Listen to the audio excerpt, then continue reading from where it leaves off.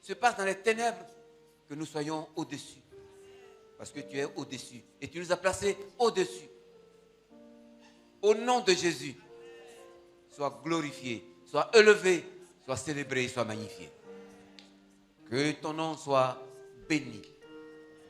Merci pour ce nom que tu nous as donné. Merci pour le sacrifice que tu as fait. Et merci pour l'appel que tu nous as fait de façon individuelle. Au nom de Jésus, que ta grâce remplisse ces lieux et que soit lié tout ce qui s'oppose à ton règne ici. Au nom de Jésus, sois glorifié, sois célébré, sois magnifié, sois exalté. Merci Seigneur de nous décharger ce matin et de nous fortifier, de nous restaurer. Au nom de Jésus, étends tes mains et que ton onction descende sur nos vies, descende dans nos cœurs, descende dans ton assemblée. Fais du bien à ton peuple, mon Dieu. Au nom de Jésus. Merci Seigneur. Nous te bénissons et nous te sommes infiniment reconnaissants. Merci Seigneur. Mon ami, mon ami, mon ami, mon ami. Alléluia. Mon Ami. ami, mon Ami. tu es mon ami, mon ami, mon ami, mon Hey. mon ami, Mon ami. mon ami, mon ami. Merci Seigneur Jésus de prendre le contrôle ce temps. Ta présence étant manifeste. Prends ce contrôle. Commencez par moi-même. Afin que de ta part je parle. Et que toi tu touches les cœurs. Afin que de ta part je parle. Manifeste ta miséricorde. Et que toi tu touches les cœurs. Guéris-nous Seigneur ce matin. Honneur et louange à toi. Merci pour ta présence sur ce lieu. Merci, souverain Père. Agis maintenant et fais-nous du bien. Au nom de Jésus. Amen. Que Dieu vous bénisse. Que Dieu vous bénisse. Asseyez-vous. Je vous salue dans le nom de Jésus. Je vous salue dans le nom puissant de Jésus.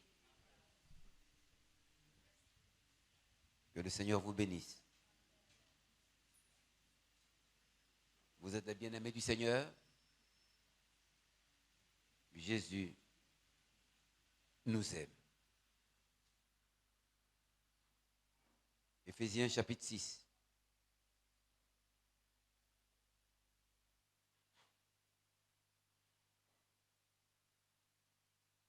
Éphésiens chapitre 6.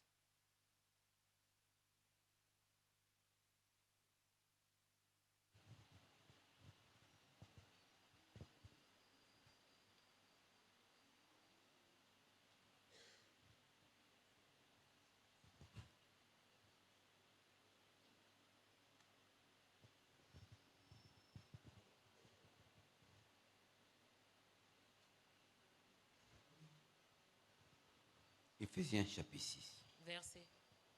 À partir du verset 10. Au reste, fortifiez-vous dans le Seigneur et par sa force toute puissante.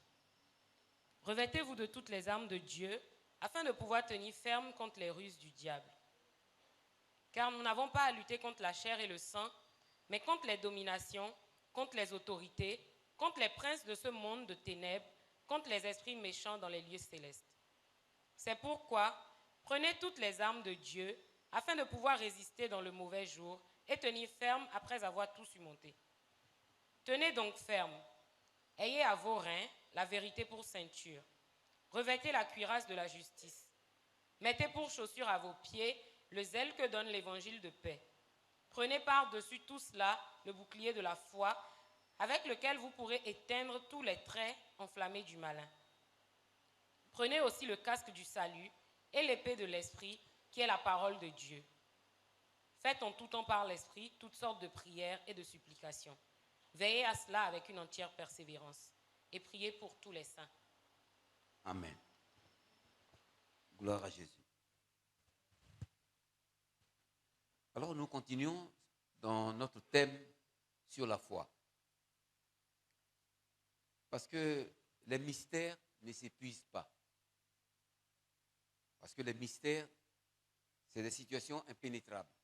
Quand on parle d'un mystère, ça veut dire on n'aura pas fini de comprendre.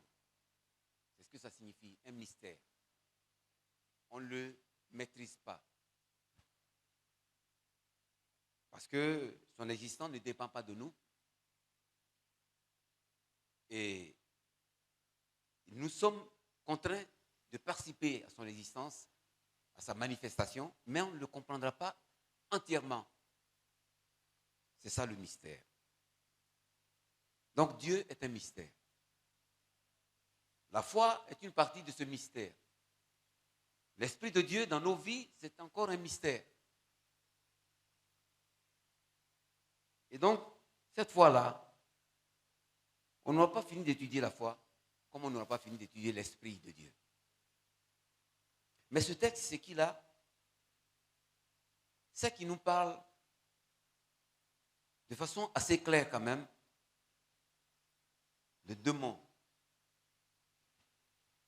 Deux mondes, deux réalités que nous vivons. Peut-être que nous n'avons pas le temps de disséquer, de pénétrer, de remuer, mais qui est une réalité et que nous vivons. Voici ces deux mondes. Au reste, fortifiez-vous dans le Seigneur et par sa force toute puissante. Revêtez-vous de toutes les armes de Dieu afin de pouvoir tenir ferme contre les ruses du diable. Donc, dans le Seigneur, les armes de Dieu et puis maintenant les ruses du diable. Ce monde se dessine et on le verra très bien. Car on n'a pas à lutter contre la chair, contre l'homme. La chair, l'homme, l'être humain. Les frères et les sœurs, on n'a pas à lutter contre eux. On n'a rien à voir avec nos frères. Notre ennemi, ce n'est pas eux. Mais nous luttons quand même. Si ce n'est pas contre la chair, nous luttons. Quand on n'a pas lutté contre la chair et le sang, mais contre les dominations. Les dominations sont des esprits. Donc nous luttons contre des esprits. Si on ne le sait pas, maintenant Dieu nous dit qu'on est en train de lutter contre des esprits.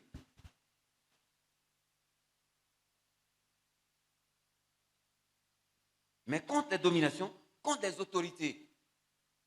Les dominations sont les esprits qui dominent. C'est-à-dire les esprits qui viennent, ce sont les esprits de guerre, qui viennent pour écraser, frapper. Les autorités sont les rois, les princes, les esprits donc qui contrôlent, qui décident.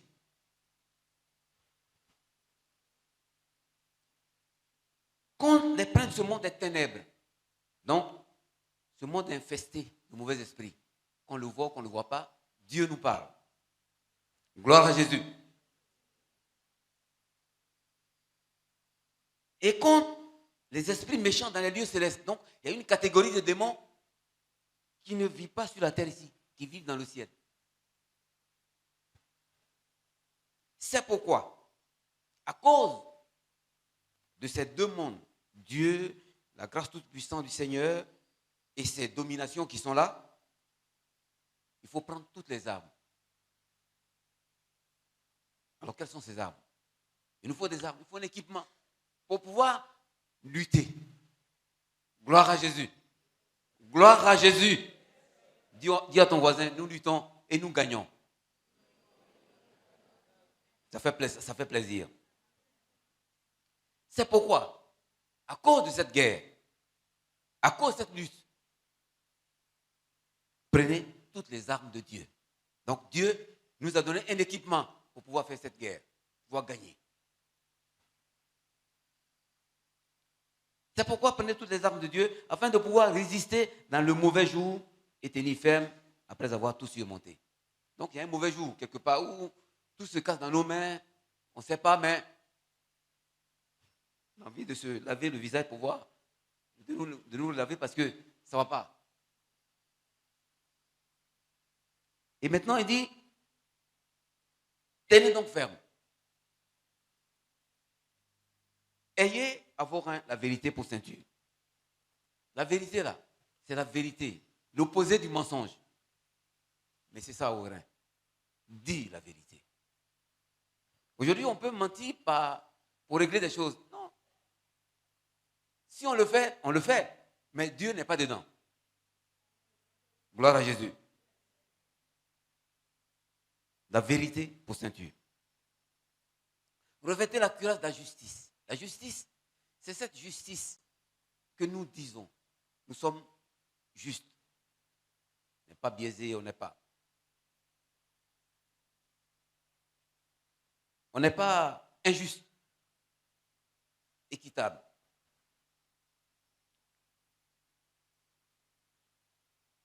La Bible dit que le trône de Dieu subsiste par la justice et par l'équité. Donc, pas de mensonge, justice. Mettez pour chaussure à vos pieds le zèle de l'évangile. Ça veut dire, mettez pour chaussure à vos pieds. Ça veut dire, quand vous marchez là, vous déclarez la parole de Dieu. Le zèle de l'évangile. Que vous le déclariez en parlant, mais que vous le déclariez en confessant, en exprimant votre identité, en disant que nous sommes chrétiens. La chrétienté ne doit pas être couverte. Il y a des chrétiens qui ne peuvent pas cacher, qui cachent leur Bible. On ne les voit pas avec une Bible.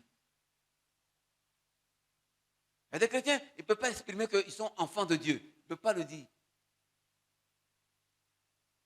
C'est plus tard quand les gens comprennent qu'il est chrétien. Ah bon, tu étais chrétien? Mais il était chrétien, il était caché.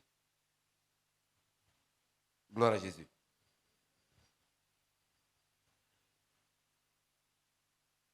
Le zèle de l'évangile de paix. L'évangile. Dire que nous sommes enfants de Dieu. Dire que nous sommes nés de nouveau. Dire que nous ne pouvons pas participer à ceci. Aux sacrifices qui ont lieu. Parce qu'on peut toujours nous convier dans les sacrifices familiales. Est-ce qu'on va participer pour obéir au Da, au papa? On est enfant de Dieu. Et on doit l'assumer. Est-ce qu'on va participer à autre chose? À la rose-croix, au calvinisme, à la franc-maçonnerie, pour avoir du boulot, le pain? Pour un bout de pain, on va vendre sa vie et son salut. L'évangile de paix. Mettez ça au pied. C'est-à-dire, là où nous marchons là, on sait qu'on avance avec ça. On est attaché à cet évangile. Celui qui a le jugement, c'est celui qui nous a envoyés. Il est le plus grand. Prenez par-dessus tout le bouclier de la foi. Le bouclier, c'est ce que, quand les policiers vont pour arrêter des grévistes ou bien des manifestants, ils mettent quelque chose pour que quand les gens voient les cailloux et tout ça, ça ne puisse pas les taper. Donc le bouclier de la foi, ça dit, la foi là, est un bouclier qui nous permet de parer à ce que l'ennemi envoie.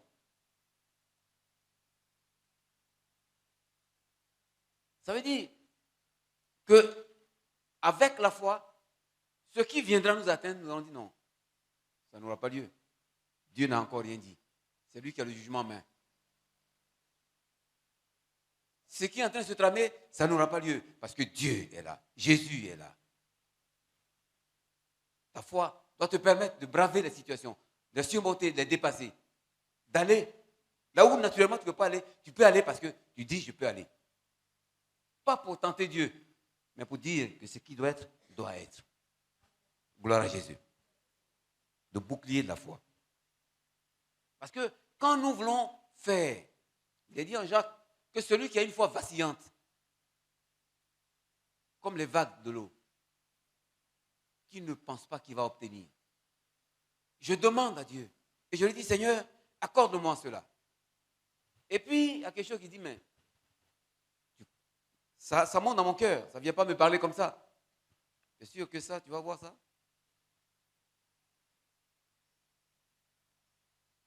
Il n'y aura pas ça. Hein. Fais attention. Ce n'est pas toi qui commence le monde. Parce que c'est ce que tu dis et tu vas s'accomplir. Tu n'es pas Dieu. Ça, c'est l'ennemi qui parle pour dire que moi, j'ai dit que je veux ça et je l'ai demandé. Il ne veut pas que cela ait lieu. Donc, il envoie le doute. Et tu dois dire non. C'est l'Éternel qui est Dieu. C'est lui dont je suis l'enfant. Et c'est par rapport à lui que je parle.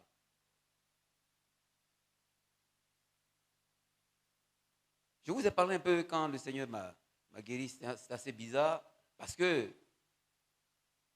je disais que j'avais jeûné 3 jours. Et j'ai prié. J'ai dit, Seigneur, guéris-moi du glaucome. Ces mots Dieu qui sont chroniques, qu'on ne guérit pas. On se met les gouttes dans les yeux toute sa vie. Si on ne le fait pas bien, on peut devenir aveugle. Demande à un médecin, glaucome, il va te dire, c'est des mots Dieu incurables et qui rendent aveugle. Si tu ne te conformes pas à ce qu'on t'a donné. Comme consigne. Alors, après les 3 jours, j'ai dit, Seigneur, guéris-moi. Je ne mets plus de collier dans les yeux. Cartéol, 2,5%. Ça, c'est la boîte coûte 7 000 francs. Chaque mois, je dois prendre. J'ai dit, j'ai jeûné, j'ai prié, j'ai dit, Seigneur, guéris-moi. Premier jour, je n'ai rien pris. Deuxième jour, je n'ai pas mis les gouttes. Troisième jour, je commence à avoir des picotements dans les yeux. Et l'ennemi dit, tu vas devenir aveugle. Tu es le pasteur aveugle désormais qui ne va pas lire la Bible. Et j'entends ça dedans. Je vais prendre ou bien je ne vais pas prendre. Il faut que je me soigne. Hein. Puis l'autre va dire, tu as déjà prié, tu as jeûné, tu as demandé à Dieu, non? J'ai pris, j'ai mis dans les yeux. Et le Saint-Esprit dit, mais tu as déjà gagné la bataille. Comment tu as cédé au doute que l'ennemi a envoyé? J'ai demandé pardon au Seigneur. J'ai pris encore 3 autres jours de jeûne. J'ai dit, Seigneur, je veux en guérir. Je te demande pardon, j'ai douté. Celui qui doute ne reçoit pas. Je te demande pardon. Après 3 jours de jeûne, ça fait 7 ans. Je n'ai plus rien dans mes yeux.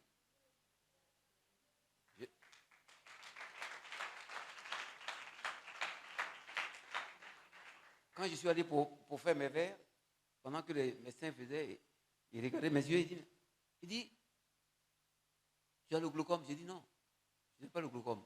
Il est passé par là, mais il est parti. C'est les traces que vous voyez, mais il n'est plus là. Donc, depuis, je ne prends plus rien. Je suis guéri et je peux même lire maintenant. Donc, l'ennemi a le doute. Tu ne vas pas le voir en train de remuer un sac de doute, non. Il te fait dire dans ton cœur que non, ce n'est pas possible. Tu ne vas pas y arriver. Hein. Ce n'est pas comme ça qu'on y arrive facilement. Ce n'est pas toi qui es le patron de ce monde. Ça ne se passera pas. Et tu vas reculer. Et tu vas abdiquer. Il a dit, mais je l'ai vaincu. Donc il faut, cette fois-là, pour dire, ça n'aura pas lieu. Voici ce que la Bible dit. Matthieu chapitre 4. Le diable dit, Jésus vient de jeûner 40 jours. Le diable dit, tu peux faire du pain. Et avec ces pains, tu vas manger parce que tu as jeûné 40 jours, tu as faim. C'est normal. J'ai jeûné 40 jours, donc j'ai vraiment faim. Donc je dois normalement manger. J'ai même besoin de pain. Mais est-ce que on t'a dit de me dire que je dois faire du pain? C'est toi qui donnes l'ordre de faire du pain? Alors Jésus dit, l'homme ne vivra pas de pain seulement, mais de toute parole qui sort de la bouche de Dieu. Il faut prendre la parole de Dieu pour répondre. La question, c'est peut-être ça. Au bon nombre d'entre nous, on n'a pas la parole de Dieu pour répondre. Il faut prendre la parole de Dieu pour lui dire non. Donc, il envoie des traits. Il dit des choses. Tu ne le verras jamais avec des cornes. Le diable, avec les cornes, il est devant toi. Voilà le diable. Mais il pousse des choses dans ton cœur qui sont contraires à ce que tu veux et à ce que Dieu veut. Il faut trouver la parole de Dieu. Même Jésus lui a dit, arrière de moi Satan. Si tu n'as pas de parole de Dieu, dis, je ne ferai pas ça parce que je suis enfant de Dieu.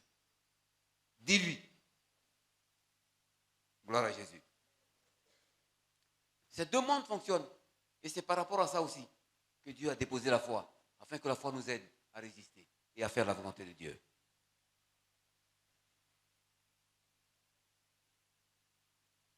Il dit donc, prenez par-dessus tout cela le bouclier de la foi avec lequel vous pourrez éteindre les traits enflammés du malin. Donc, il envoie des traits. C'est évident, c'est clair. Nous entendons, il faut avoir un certain comportement, il faut sortir de la foi, il faut faire ce que le diable veut. Prenez aussi le casque du salut. Le casque du salut, c'est te rendre compte que tu es sauvé. Gloire à Dieu. Être pleinement conscient devant les situations pour que tu puisses dire, je suis sauvé. Il y a des chrétiens, on a même vu des chrétiens de 4 ans, 5 ans, parce que le prédicateur a prêché avec force, avec vie, avec autorité. Il dit, bon, venez donner vos vies à Jésus. Et on le voit, il donne sa vie à Jésus. En janvier, il a donné sa vie à Jésus. En août, il donne sa vie à Jésus. En décembre, il donne sa vie à Jésus. Il dit, prends le casque du salut. Que le salut soit sur ta tête. Tu es sauvé. Alléluia. Si toi, tu ne dis pas que tu es sauvé, le diable ne dira pas que tu es sauvé. Il ne va pas t'aider. Il va dire, tu n'es pas sauvé. Tu es sauvé, et puis tu tombes malade. Tu es sauvé, et puis il y a des mois, tu n'as même pas le pain. Tu es sauvé, tu cherches du boulot, tu ne trouves pas. Tu es sauvé comme ça? Quand Dieu te sauve, il te donne tout, tu n'as plus, tu es au paradis. On est sur la terre. Je suis sauvé. Avec la maladie. Avec tout ce qu'il y a, je suis sauvé. Le casque du salut va te faire douter. Il va mélanger toute ta foi. Gloire à Jésus. Le casque du salut. Ton salut doit être clair. Et le salut, c'est quoi? J'ai bien envie de dire à quelqu'un comment s'exprime le salut. Comment on est sauvé? Premièrement, Dieu nous aime. Chrétien ou pas chrétien, Dieu nous aime. Il aime l'humanité. Car Dieu a tant aimé le monde. Le monde païen ou croate, il aime le monde. Mais pour cela, il a donné son amour, Jésus. Pour l'amour dont tu nous aimes, il a donné Jésus. Chacun doit le savoir. Dieu nous aime, Dieu m'aime. Et il a donné Jésus pour que par Jésus, j'aie mes péchés pardonnés. Voici l'amour de Dieu, voici mon péché. Voici Jésus qui arrive, troisièmement, et qui me donne la vie par la foi en lui, par la foi en ce qu'il a fait, par la foi au fait qu'il est le don de Dieu pour l'humanité et pour moi aussi. L'amour de Dieu, le péché de l'homme, le sacrifice de Jésus, ma confession en disant à Jésus, je veux ce salut. Tu es sauvé. Ces 4 points-là sont importants. Et chacun doit savoir que Dieu m'aime, que je suis pécheur. Je me répands et je me donne à Jésus qui a payé pour moi. Je lui adresse la prière pour dire, je veux ton salut. Je suis sauvé. Gloire à Jésus. Le salut donc se résume en ces 4 points. Donc le salut, convaincu que je suis sauvé. Tu ne vas pas payer le salut, tu n'as pas les moyens. Dieu ne te le refusera pas, il l'a déjà donné à Jésus. C'est à toi de confesser et de récupérer. Gloire à Jésus.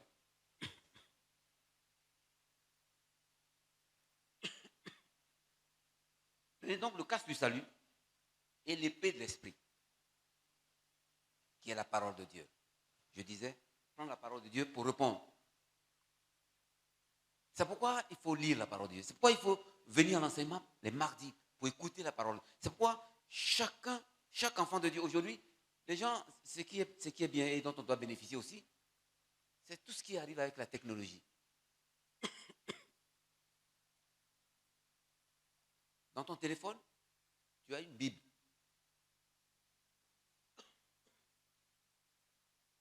Une bouteille d'eau là.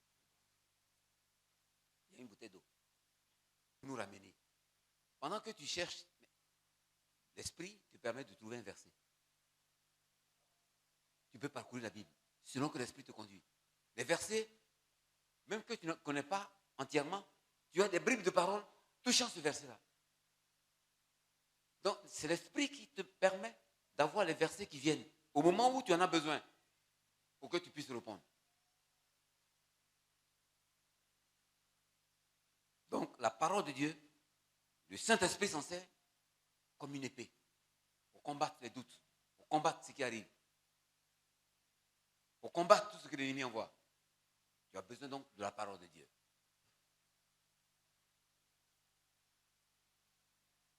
Si tu mémorises la parole de Dieu, tu as la mémoire fertile que tu peux mémoriser, tant mieux. Moi, quand je suis devenu chrétien, j'en avais mémorisé 300. Aujourd'hui, j'en connais des bribes. Tu dois mémoriser la parole de Dieu, la méditer. Même à force de la lire, elle peut rester en toi. Et le Saint-Esprit te la rappelle dans les situations où il faut pour que tu puisses répondre. Gloire à Jésus.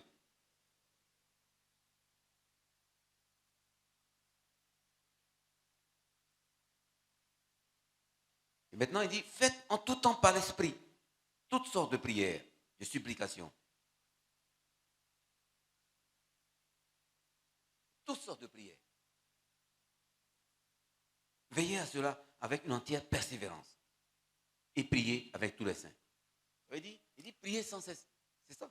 Veillez à cette prière avec une entière persévérance.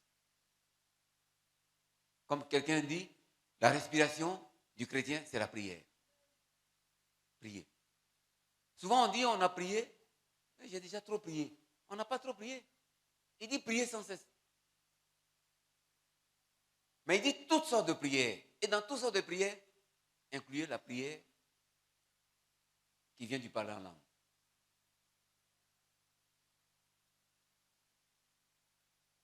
Dans le parler en langue, tu parles une langue que tu ne connais pas. Il ne faut pas fabriquer ça. Mais à force de chercher, tu peux trouver. Ce n'est pas le parler en langue qui te sauve, mais c'est une prière qui est dedans. Il dit, celui qui parle en langue dit des mystères à Dieu. 1 Corinthiens chapitre 14. Il faut lire. Il dit des mystères à Dieu. Dans le fait de parler en langue là, il dit des mystères à Dieu, il parle à Dieu. Il dit son intelligence est stérile, ça dit, il n'utilise pas des mots. Il ne peut pas expliquer parce que tu ne comprends pas. Il dit ton intelligence est stérile, mais ton esprit parle à Dieu. Donc, on ne devrait pas être frustré de dire je ne parle pas en langue, tu n'es pas un demi-chrétien, tu es sauvé, tu as la vie éternelle. Mais Dieu te donne une partie de l'arme qu'il faut pour combattre. Priez sans cesse. Il dit veillez à cela, à tout ce qu'on a dit là. Mais surtout à la prière. Faites par l'esprit toutes sortes de prières. Supplications. Parlez en langue. Adorer, et dans l'adoration, tu loues Dieu, tu le glorifies, tu l'exaltes, sa présence descend. Veillez à cela avec une entière persévérance. Et maintenant, il dit, priez pour moi. Ça, c'est intéressant. Paul, qui a été enlevé en esprit, qui a vu le ciel, il dit, priez pour moi. Donc, priez pour nous. Priez pour moi aussi. Gloire à Jésus. Maman Grâce a conduit une prière ici. On n'a jamais conduit de prière comme ça. Qui me concerne. Elle est partie déjà, je la remercie. Priez pour moi. J'en ai besoin. Parce qu'il faut frapper le berger pour que le troupeau se disperse. Donc, ceux qui sont contre moi sont plus costauds que ceux qui sont contre vous. Il faut le casser, puis EPM est tombé. Mais ce qui est intéressant, c'est qu'un jour, j'étais en Angleterre. C'était un cours sur la prophétie. Et le prophète a parlé. Pendant 1 mois, il a fini le cours. Et le dernier jour de son cours, il vient et il parle. Il dit à chacun son ministère. Tu es apôtre, tu es prophète, tu es pasteur, tu es enseignant. C'est son boulot. Son boulot. Et donc, c'est lui qui fait ce cours-là. Et il a fini, et le dernier jour, il vient, et puis il dit, il va sur chacun, il dit, prophète, voilà les dons que tu manifestes dans ton ministère et que tu devrais développer. Et puis il arrive, et puis il dit, mon apôtre, quand tu as quitté ton pays, les anciens, tu avais des problèmes. Et tu veux dire, mais Dieu est dedans. Je ne suis pas dedans. Mais ceux qui sont autour de toi font ça pour t'empêcher de faire sortir ce qui est en toi. Donc je te dis que ça va arriver, mais je ne suis pas dedans. Je dis, ah. Mais ça va arriver, mais non, il faut m'enlever ici. Voilà, parce que c'est toi qui m'as envoyé là. Et puis, les gens là que je mets autour de moi pour que je puisse travailler sont en train de me mettre des bâtons dans les roues. Donc, il faut m'enlever ici. Moi, je ne veux pas être ici. Il dit non. Je serai avec toi. Ce qui est intéressant, je serai avec toi. Parce que l'ennemi les utilise pour te déranger, pour ne pas que tu puisses faire sortir ce qui est en toi. Donc, sache-le aujourd'hui, fais ton boulot et je serai avec toi. Parce que j'avais dit à ma femme, on ne va plus en Côte d'Ivoire, c'est bon, on va faire les affaires ici et puis c'est bon comme ça. Gloire à Jésus. Les traits, priez donc pour moi et priez sans cesse. Je vais conclure sur ce fait-là, que ces deux mondes existent. Il y a des démons qui sont dans le ciel. Mais nous, on est là et puis on cogne certains. Ce sont des esprits. On les cogne et puis on s'en va. Les esprits méchants dans les lieux célestes. Ils crachent sur nous, puisqu'ils sont en haut. Nous, on est en bas. Ils crachent sur nous.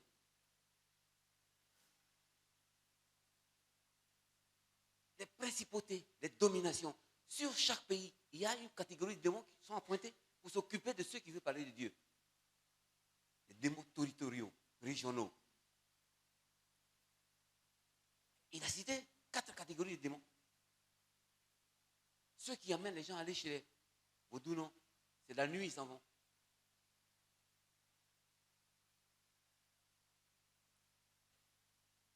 Nous avons donc besoin d'une position ferme dans le Seigneur, d'une autorité ferme dans le Seigneur pour avancer. La parole de Dieu, la confession de notre foi, être au point. Les armes, c'est ce qu'il nous a donné comme armes spirituelles pour combattre. Donc, autant que je peux, j'ai le sang de Jésus que je peux demander dans mes combats. Je peux utiliser la parole de Dieu qui est l'épée d'esprit. Le jeûne et la prière. Jésus a dit ce genre de démon ne sort que par le jeûne et par la prière. Et puis l'occasion que j'ai dit, je suis enfant de Dieu. Témoigner. Témoigner, parler de Jésus. Dis que bon, allons, on va prier. Allons chez Jésus. Moi, c'est celui que je sers. On ne cache pas sa Bible, on ne cache pas sa foi. Gloire à Jésus. J'ai eu l'histoire d'une dame. Le gars, quand il est venu, ils étaient dans la même église. Il n'a jamais confessé son Jésus. Le gars, il est allé, il a été touché. Il est revenu tout feu, tout flamme. Parce que Dieu nous touche comme il veut. La manière dont il m'a touché, ce n'est pas de la même manière qu'il va te toucher. Il est venu, il dit, mais vraiment, Jésus, il est beau. Il est tout heureux, on le voit, on le reconnaît. Il dit, mais qu'est-ce qui s'est passé? Il a donné sa vie à Jésus. Le Saint-Esprit, là, en même temps. touché. Et puis, pendant qu'il parlait, il dit, mais moi aussi je suis chrétien. Ah bon?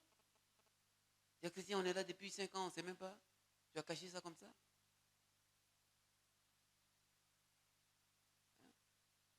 Tu as caché ta foi. Jésus a dit, celui qui me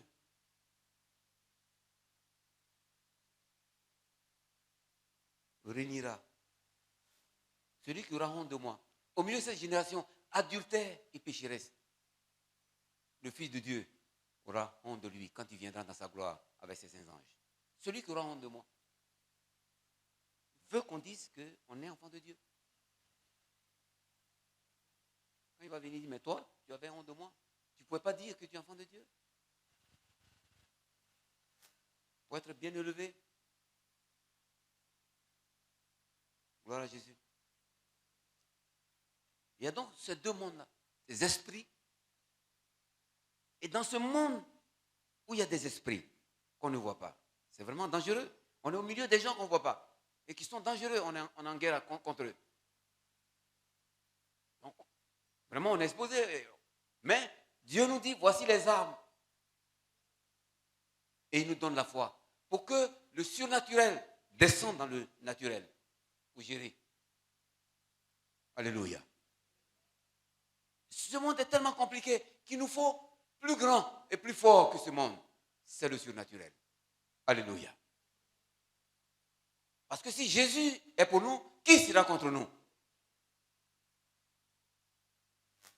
La question, ce n'est pas d'être sauvé et d'être assis avec une foi qui dort. Parce qu'il dit, ranime le don de l'esprit qui est en toi. Ça veut dire que tu peux être fou dans ton bureau, dans ta chambre. Seigneur, je te rends grâce, je bénis ton nom. Au nom de Jésus, j'envoie le feu sur tous ses ennemis. Tu ne les vois pas, mais tu sais qu'il y a des ennemis. Alléluia. Parce qu'il n'a pas besoin de les voir. Il dit, ils sont là. Dans ce monde des ténèbres, ils sont là. Il y a même des maisons hantées, c'est-à-dire habitées par les esprits. Alléluia. Les esprits habitent des maisons et le propriétaire ne peut pas dormir. Je finis par ces deux exemples. Le maître de séance m'a déjà fait signe. Laisse-moi finir avec ces deux illustrations. Gloire à Jésus. Il y a au Kenya un homme qu'on appelait Gary Kibarabara. Gary Kibarabara, il est de la tribu du président Uhuru Kenyatta, qui n'est plus au pouvoir. Son père, le père de Uhuru Kenyatta, c'est le vieux Jomo Kenyatta avec la queue de bœuf, qui a dit, lorsque les Blancs sont venus chez nous, on avait les terres, ils avaient la Bible. Ils nous ont pris à prier les yeux fermés. Quand nous avons ouvert les yeux, la Bible était chez nous et les terres étaient dans leurs mêmes mains. Voilà. Et donc, ce Gary Kibarabara, il est président il est le directeur d'une société maritime. Il y a une maison à Nairobi. La maison est hantée. Et il y a des cailloux qui tombent sur la maison. Des cailloux. Tu viens devant la maison, tu as des cailloux qui tombent sur le toit, qui tombent dans la cour. Ah.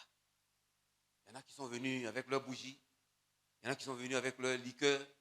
Il y en a qui sont venus les pieds nus. Il y en a qui sont venus. Tout le monde est passé. Les cailloux tombent sur la maison. Et Gary Kibarabara a pris ça. Un chrétien, homme d'affaires, convaincu. Il a dit aux journalistes que lui, il va arrêter ces cailloux-là. On dit, mais comment tu as fait? Les gens sont venus avec les bougies, en robe jaune, rouge, tout ça, ils sont venus avec les Bibles, avec tout ce qu'il y a. Ils n'ont rien fait. Toi, tu vas faire quoi? Il dit, je vous donne 2 semaines, je viens, je vais arrêter ça. On dit, bon, on t'attend.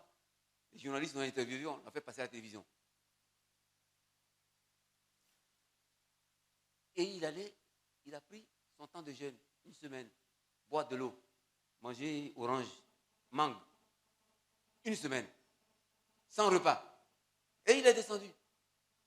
Les gens étaient venus, on dit, on va voir comment il va faire. Mais il avait déjà dit au Seigneur que moi, je ne vais pas combattre, je veux que tu règles cette affaire.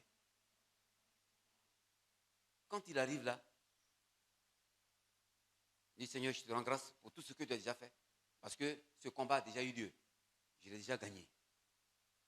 Pendant qu'il avançait, les cailloux s'arrêtent. Les cailloux s'arrêtent. Chrétiens, pas chrétiens, païens, tout le monde a commencé à applaudir. Il dit Seigneur, je confirme que plus jamais les cailloux ne tombent ici. Et que le propriétaire récupère sa maison. C'est fini. C'est ce que cette dimension, cette capacité que le Seigneur nous donne. Il peut dire, oh, les gens sont passés, les pasteurs, tout ça, moi je suis seulement homme d'affaires. Non, il dit non, je suis enfant de Dieu. Il a jeûné, il a parlé à Dieu pendant son temps de jeûne. Il a dit c'est fini, c'est fini. C'est cette capacité que nous avons. C'est les esprits qui jetaient ces cailloux. Vous voyez la capacité des esprits, des démons, de jeter des cailloux dans un lieu. Alors quand on veut dire, venez on va combattre, venez on va prier, les gens disent non. Les chrétiens qui sont bien élevés, bien éduqués, ils ne veulent pas combattre, ils ne veulent pas prier, ils ne veulent pas venir aux réunions. Que Dieu nous aide. Mais que la grâce de Dieu ouvre les cieux et que la capacité descende sur nos vies au nom de Jésus. Et que nous prenions conscience que la soif de Dieu naît dans nos cœurs au nom de Jésus. Acclamons le Seigneur.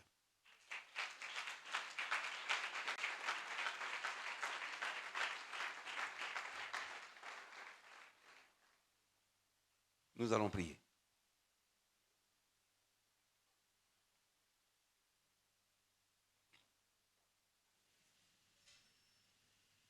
Tu vas dire au Seigneur, augmente ma capacité d'intervention dans le monde spirituel.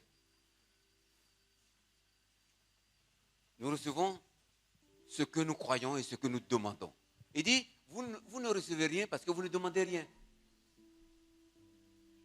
Ça c'est en Jean chapitre 4. Vous ne recevez rien parce que vous ne demandez rien. Alors tu vas parler à Dieu, tu vas lui dire, Seigneur, tu vas augmenter ma capacité. Augmente ma capacité. Que ma foi soit vibrante.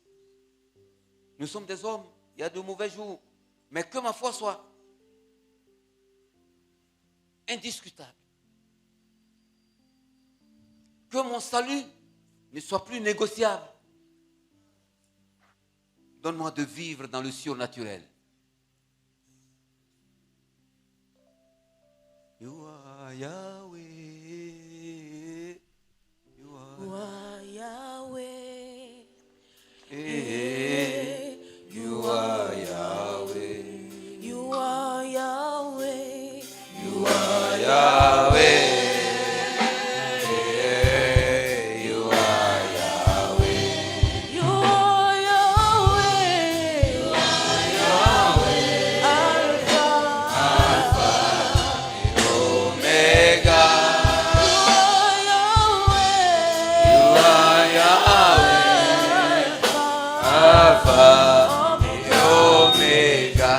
Hallelujah. You are Yahweh. You are Yahweh.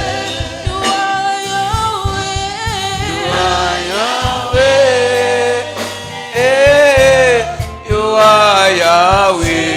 You are Yahweh. You are Yahweh. Alpha et Omega.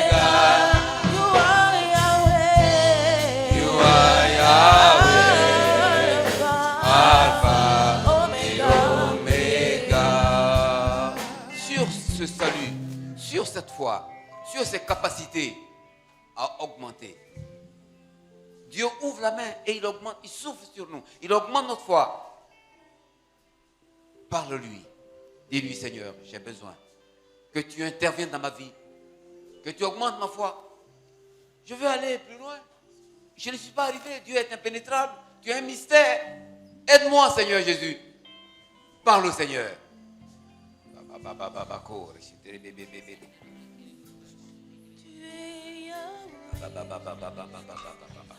Parle à ton Dieu. Hey. Parle à Dieu, dis au Seigneur, je veux cette conviction, cette fermeté dans la foi, cette autorité.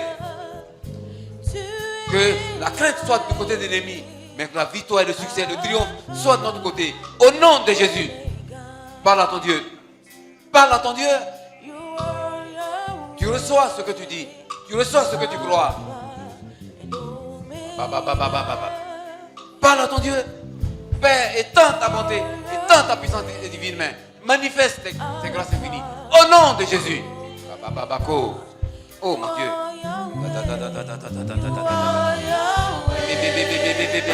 Alpha et Omega. Hey, alléluia. You are Yahweh. Alpha et Omega. You are Yahweh. Alpha et Omega. Hey, alléluia. You are Yahweh. Alpha et Omega. Seigneur, merci pour tout ce que tu as fait. Et merci pour tout ce que tu veux faire. Il faut le faire, Seigneur Jésus. Nous comptons sur toi, Seigneur Jésus. Nous attendons de toi que tu fasses ces grandes choses dans nos vies. Que tu interviennes, que tu augmentes notre foi. Que tu nous rendes intraitables. Que ton onction descende sur nos vies pour consumer, déménager ces doutes, ces hésitations. Au nom de Jésus. Donne-nous de vivre une foi pratique, expérimentale. Que chaque jour, nos convictions soient sans faille. Béni sois-tu, Seigneur, pour tout ce que tu as fait. Et continue de faire en nous donnant la profondeur dans ta parole, en nous donnant la communion dans l'Esprit de Dieu, en augmentant notre foi pour que les limites soient enlevées. Au nom de Jésus. Parce que nous nous disons souvent, je ne peux pas, je suis comme ça. Nous ne sommes que ce que tu veux que nous soyons. Au nom de Jésus, interviens dans notre foi. Béni sois-tu. Amen.